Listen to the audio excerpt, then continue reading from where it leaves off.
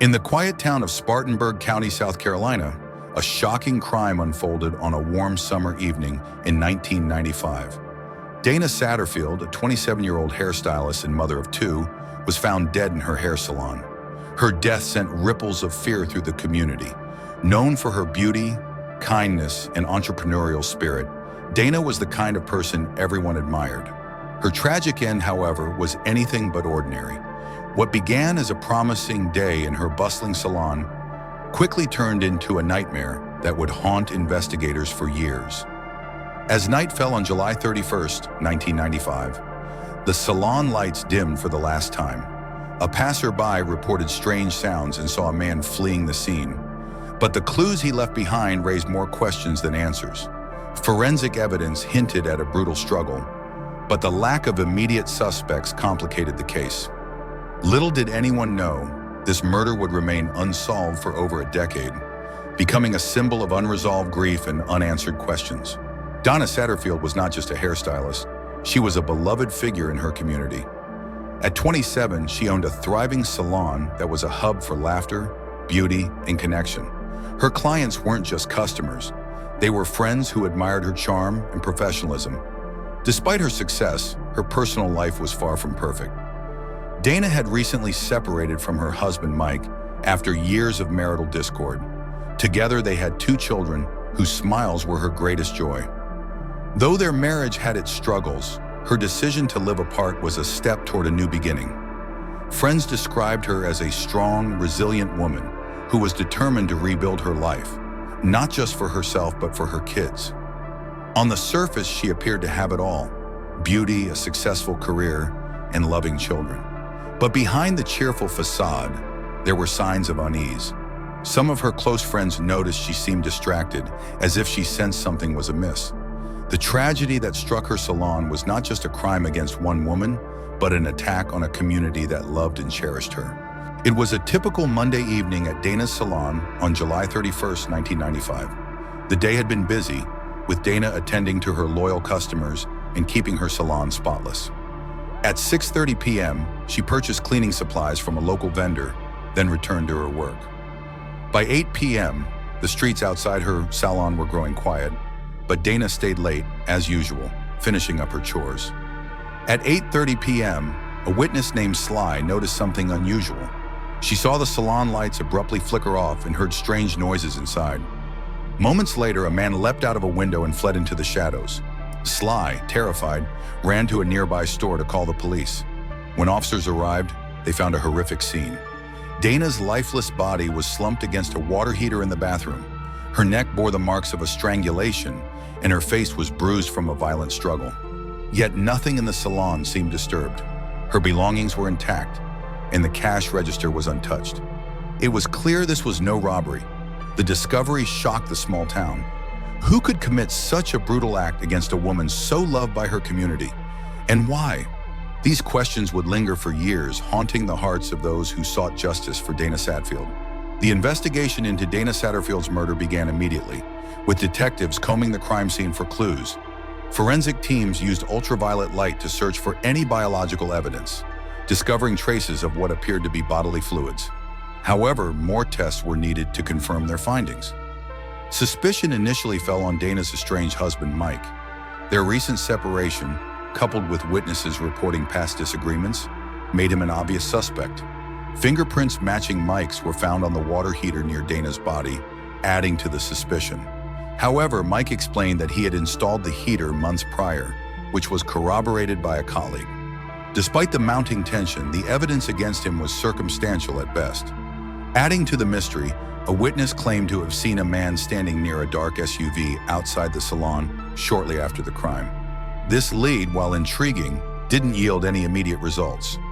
As investigators pieced together the timeline, gaps began to appear. The man seen fleeing the salon remained unidentified, and his connection to the SUV remained unconfirmed.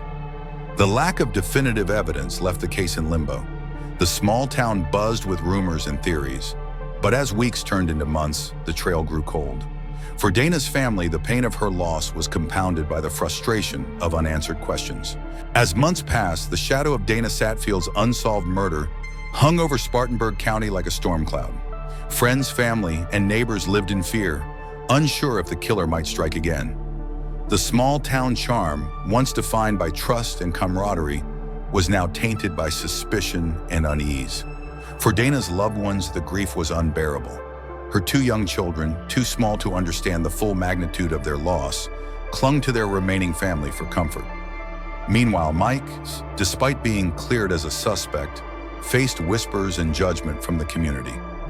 Forensic evidence failed to identify the perpetrator, and potential leads faded into obscurity. Rumors began to swirl. Some speculated that the killer was someone close to Dana, while others believed a stranger had targeted her. Witness accounts varied, with some recalling seeing a man near the salon, but descriptions were inconsistent. Investigators released a composite sketch of the suspect based on one witness's recollection, but it led to no significant breakthroughs. For a community that once thrived on unity, the silence surrounding the case became deafening. The police faced mounting pressure to find answers. Yet as time slipped away, hope for justice waned. Still, Dana's memory persisted, with her friends and family holding on to the belief that someday her killer would be found. For nearly a decade, the murder of Dana Satterfield remained an open wound in the hearts of her family and community. The case had gone cold, with no significant leads or suspects emerging. Investigators struggled to reconcile the lack of evidence with the brutality of the crime. In 2005, a new police chief took charge in Spartanburg County. Determined to clear the backlog of unsolved cases, he ordered a fresh review of Dana's murder. This decision breathed new life into a case that had long been dormant. Detective Thomas Smith, a seasoned investigator with a reputation for persistence, was assigned to take the lead. Smith began by re-examining the evidence collected from the scene, focusing on the forensic report that suggested the presence of biological material. Advances in DNA technology since 1995 provided an opportunity to test the evidence more thoroughly. With renewed determination, Smith hoped to uncover the truth that had eluded his predecessors. Meanwhile, whispers of a potential suspect surfaced. A composite sketch from the original investigation bore an uncanny resemblance to a local man, Jonathan, who had left town shortly after the murder. Could this be the break the case desperately needed? The breakthrough came when a new witness stepped forward. Michael, a former friend of Jonathan, who had remained silent for years out of fear. In 2005, Michael finally contacted Dana's family, confessing that he had critical information about the case. He claimed Jonathan, the son of a woman who owned a vehicle resembling the suspect's SUV, might be the killer. Michael recounted eerie details. On the night of the murder, Jonathan had mentioned going to Dana's salon, even though it was late and the salon was likely closed.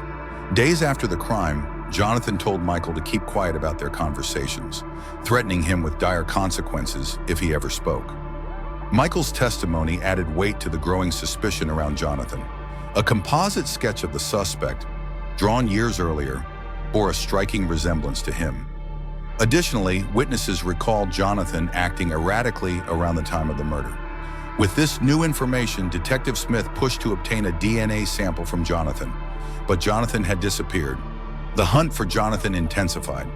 Police combed through records and questioned his associates, piecing together a profile of a man who had evaded justice for a decade. For the first time in years, the case seemed to be heading toward resolution. Detective Smith faced an uphill battle in tracking Jonathan, whose trail had gone cold after he left Spartanburg. The investigation took a nationwide scope as police searched for records of his whereabouts. Smith soon discovered Jonathan had enlisted in the military shortly after the murder, a move that conveniently took him far from suspicion. Smith's persistence paid off when he located Jonathan's last known address in another state. When police approached Jonathan for questioning, he denied any involvement in Dana's murder and refused to provide a DNA sample voluntarily.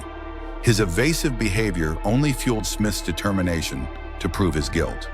With a judge's approval, police forcibly obtained Jonathan's DNA.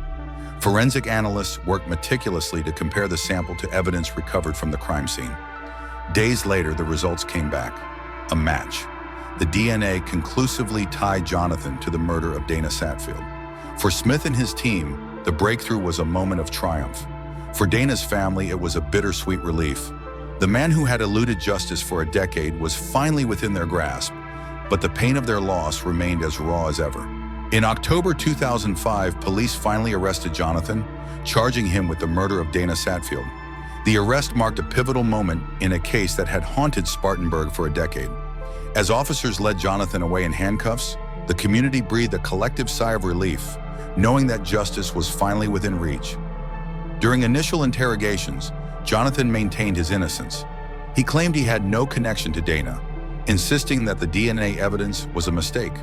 However, his defensive demeanor and inconsistent statements only deepened investigators' suspicions. Police began to uncover more disturbing details about Jonathan's past. Witnesses came forward, describing his erratic behavior and violent tendencies. His former girlfriend recounted instances of physical abuse and a chilling threat he once made. "If you ever leave me, you'll disappear just like they did." Jonathan's arrest provided Dana's family with some solace, but it was far from closure.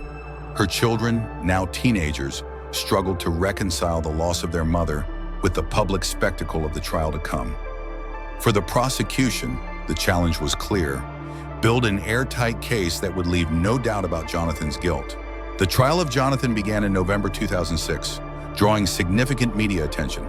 In the courtroom, prosecutors presented their case meticulously, starting with the forensic evidence. The DNA match was the cornerstone of their argument, linking Jonathan to the crime scene in a way that couldn't be dismissed. Testimonies from witnesses painted a chilling portrait of Jonathan's character. Michael, the key witness, recounted Jonathan's strange behavior and veiled threats in the days following Dana's murder. A former girlfriend described his violent outbursts and obsessive tendencies, further solidifying the prosecution's case. Jonathan's defense team, however, attempted to cast doubt on the DNA evidence, arguing that it could have been contaminated or mishandled. They also tried to question the credibility of the witnesses, suggesting their accounts were unreliable due to the passage of time. Despite these efforts, the jury seemed unmoved. The prosecution's narrative was clear and compelling. Jonathan had the motive, opportunity, and forensic evidence tying him to the crime.